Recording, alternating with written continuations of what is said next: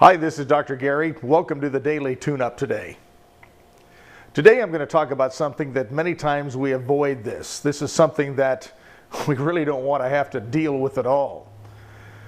Over the past several months, I've received several emails from all of you regarding this subject, and I got one last week that moved me deeply.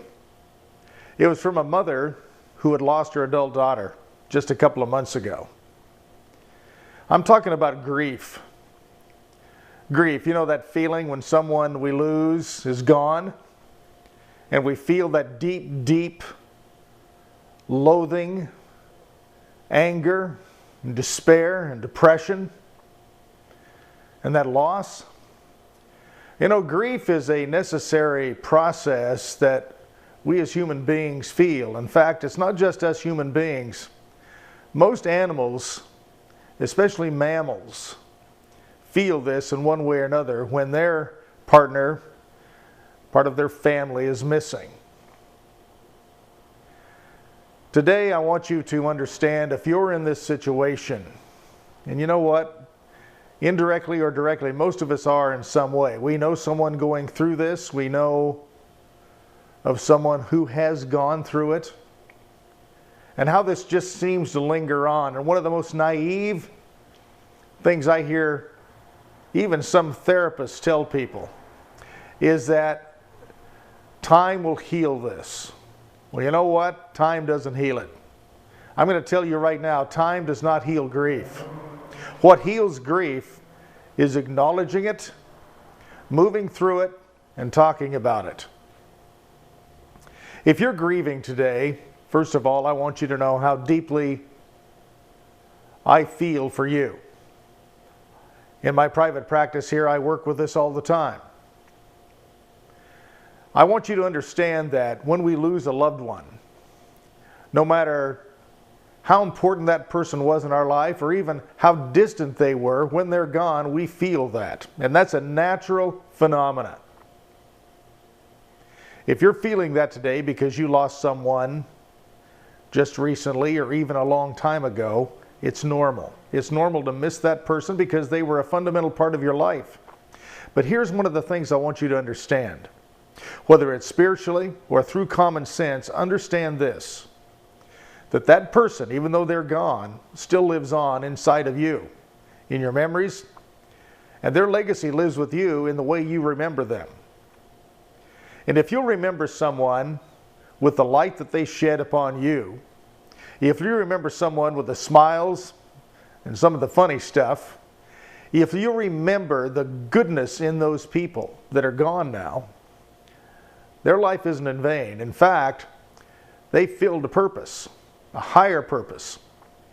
And their purpose was to give your life light and to teach you. And even in their death right now, you're to learn something.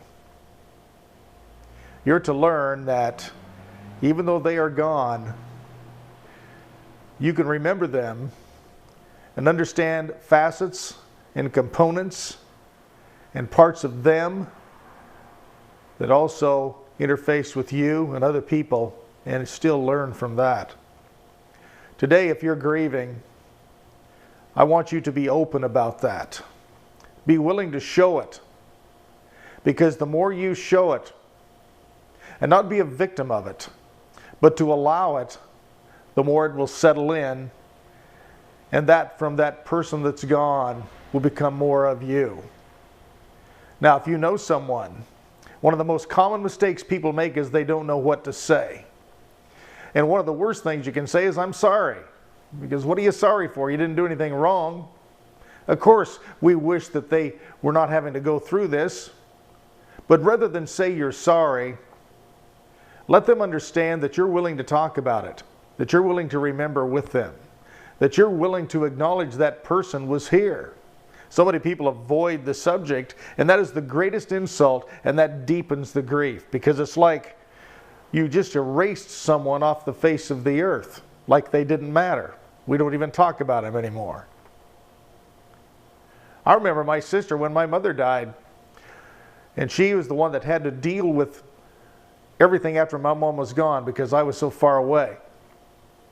She said, "Wow, It's just so easy to erase someone's life like it never existed. And the way she was looking at grief is, our mother was all the stuff she had. Nah, she lives in each one of us. She lives in a lot of people. If you lost someone you love, they're living in a lot of people too. They're living in schoolmates, they're living in their friends, they're living through you, brothers and sisters, pets. You acknowledge that person today and be glad that they were there. And also be happy that they have moved on, not for yourself, but for them. That they're not in pain anymore.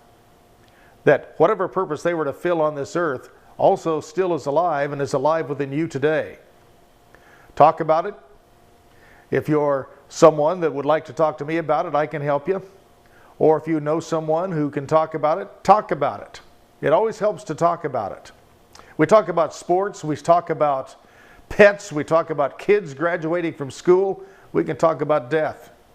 And the more we talk about it, and the more we talk about our loss, the more we can accept it, and we desensitize ourselves to the fear of it and accept it and accept the loss of others. Today, I want you to work on this. And all of you that have people that are in this situation, I want you to reach out to them and express that you understand, that you will talk about it, and that you honor the loss of that individual. If you're going through this right now, you reach out and you talk about it. And be willing to express your love openly. Until tomorrow, this is Dr. Gary wishing you an extraordinary day today, and let's have a great week. Let's just make an attitude that this is going to be a really good week. Until then, love you. Bye-bye.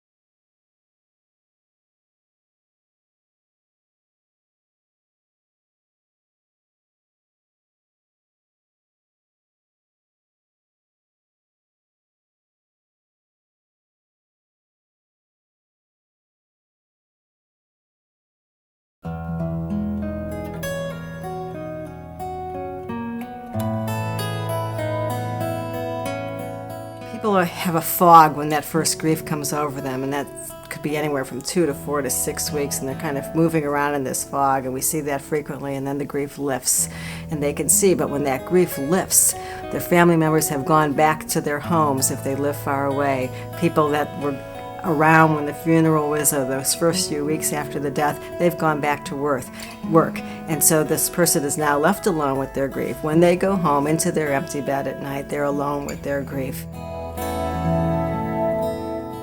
Sometimes people don't even realize that they're experiencing grief. So labeling it and recognizing it, that, yeah, you're experiencing grief now. There's some losses that are happening right now, and that's okay. Let's talk about them. So putting a name to it and then finding a way to express it, whether it's through journaling or art or anything else.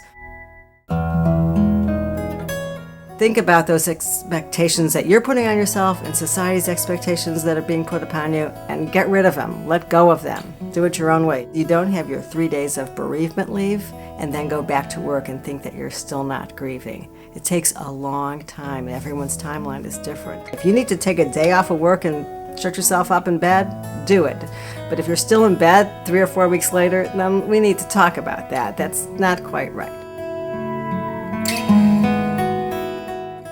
Lots of times we hear ourselves saying to people, you did what you thought best at the time with the information that you had. That is something that we say frequently, and that is really the truth, that people do their best in the time when they're caregiving, and they're doing it with the information they have, what feels right, what their loved one wanted, what they thought everybody else wanted. They're making the best decision that they can in the moment with all the information that they have. People find ways to have relationships with their loved ones after they die, where they still have a meaningful place in their heart. Some people do that through their loved one's legacy, they're keeping on that legacy, and some people are just having that conversation with their loved one while they're driving home from work. And it works for them. And so they can say what they wanted to say. I wish I told you I loved you every single day. I'm going to tell you now. And that works for them. Grief is normal. It's necessary. It's a natural reaction to loss.